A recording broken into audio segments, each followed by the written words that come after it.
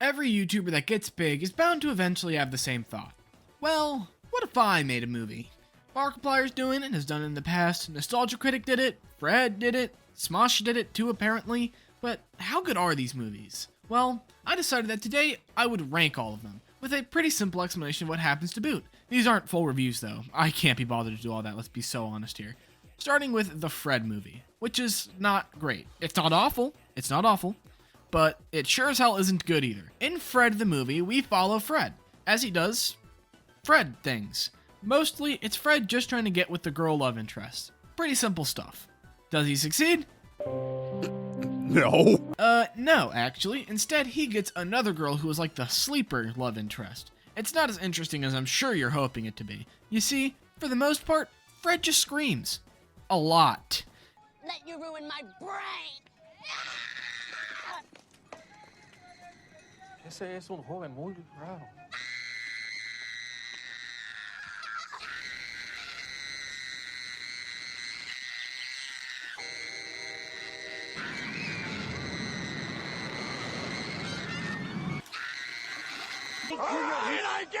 And on top of that, he's really annoying, which is obviously the point of Fred as a YouTuber, but as a theatrical movie, yeah man, that's not gonna work. They essentially turned a schizophrenic child into the star protagonist of a Disney movie, and Troy Bolton, this ain't. Instead, we just see Fred tweak out and ultimately get the good guy ending despite being annoying as fuck the whole movie. I'd put it in F tier, but John Cena is in this movie. So, I mean, like, I kind of have to put it in C tier. I'm a good singer? No! Anyway, to continue talking about YouTubers who are clearly past their prime, we can talk about the Smosh movie. No, not the one with the actual name, stupid. I'm talking about Smosh the movie. Oh, Smosh movie. Where do I even begin? Oh, I know. Your ass. It's as sad to admit as realizing that the short bus is actually going to your bus stop. Because what kind of a letdown is this? So, the Smosh movie follows Anthony and Ian. And there you go. Alright, there's a bit more than that, but not that much. This movie follows Anthony and Ian as they go into YouTube to wipe an embarrassing video of Anthony off of the internet. We're going back in time to the first Thanksgiving to get turkeys off the menu. That's right. We're going back in time to the first Thanksgiving to get turkeys off the menu. And what happens after that? Good question. I forgot. And I can't be bothered to rewatch this piece of shit movie. It's boring, the jokes are pitifully unfunny compared to what they normally do. Add to that, it was when Smosh was getting more and more corporate. Get a job now. So it's not even like classic Smosh with the best series, Food Fight. And don't even come at me for it, you know I'm right and that's why you're mad. Anyway, yeah, I'd love to talk about Food Fight, but this is about the Smosh movie. So let's actually grade it.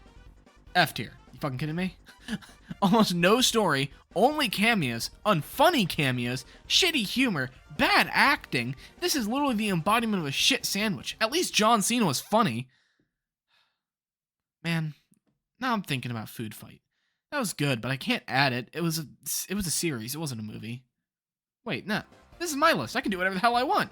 Food Fight's an A tier. No, Food Fight's an S tier. No, double S tier. It's funny, it's nostalgic, I'm biased. Watch Smosh's Food Fight series. But you know what? While we're on the topic of barely fitting YouTube movies, we have ASDF movie.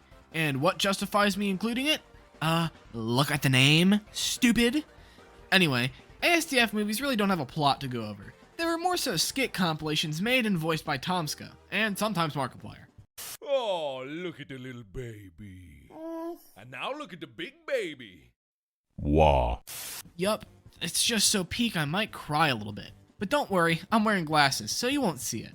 Anyway, in total there are 15 ASDF movies out there, and to be honest, they're all pretty funny. I'd recommend giving them a watch. These are actually going to go into B tier.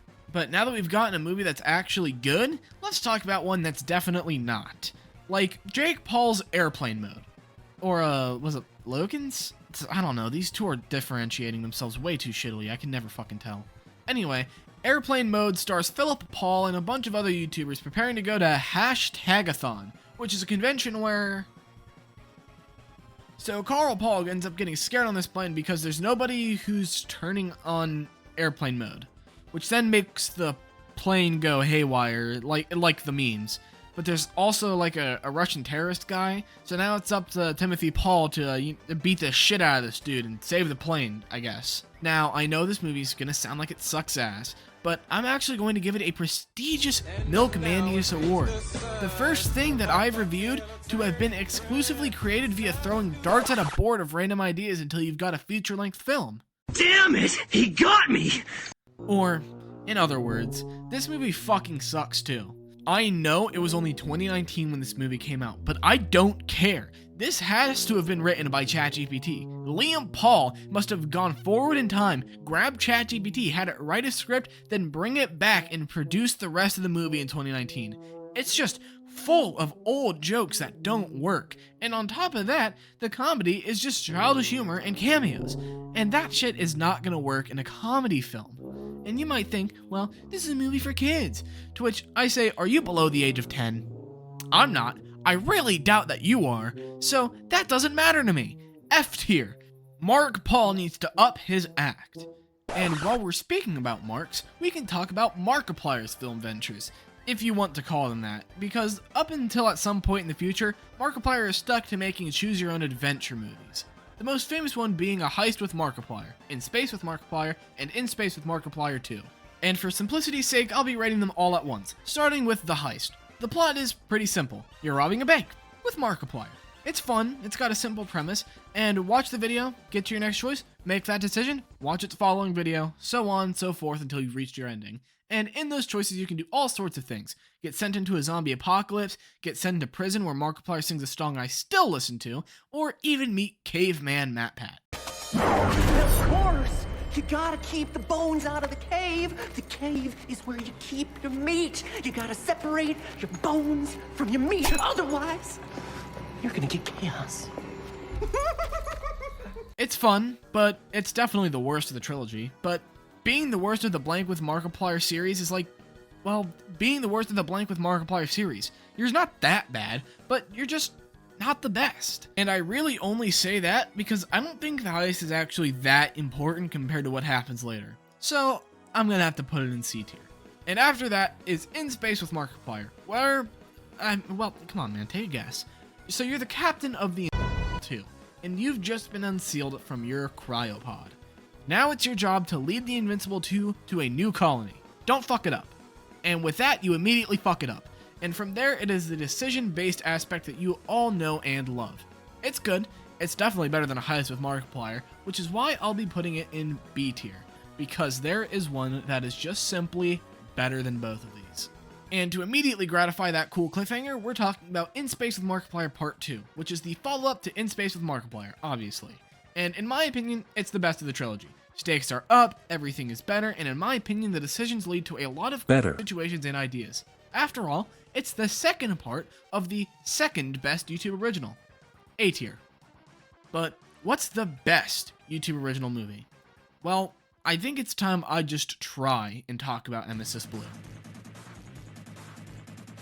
Emesis Blue takes place in an alternate timeline of the Team Fortress 2 universe. If you don't know what that is, all you gotta know is that there's Team Red and Team Blue. They don't like each other. Anyway, back to the story. We follow a bunch of different people. A scout named Jeremy, a medic named Ludwig, and a Team Blue spy and soldier. And to follow Ludwig first, he has made this thing called the respawn machine, which does exactly what you think, it makes you respawn. But the spy and the soldier, they're out, and they're actually searching into the disappearance of the chairman of Team Blue. And from there, I don't want to spoil anything else. It's genuinely fantastic in all regards. It looks good, it's a good type of psychological horror, and the storytelling is phenomenal. If you haven't seen it, stop watching this and go watch it, then come back. I'm not kidding. I'm not going to do more review. Go watch it.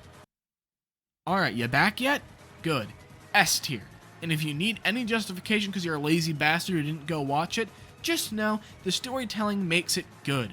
Really good. It is amazing, man. Just go fucking watch it. And with that, we have my list of YouTuber movies. If you disagree, tell me down below. Maybe I'll agree, or maybe I'll disagree. Who knows? Maybe I'll do a part 2 to this, but probably not.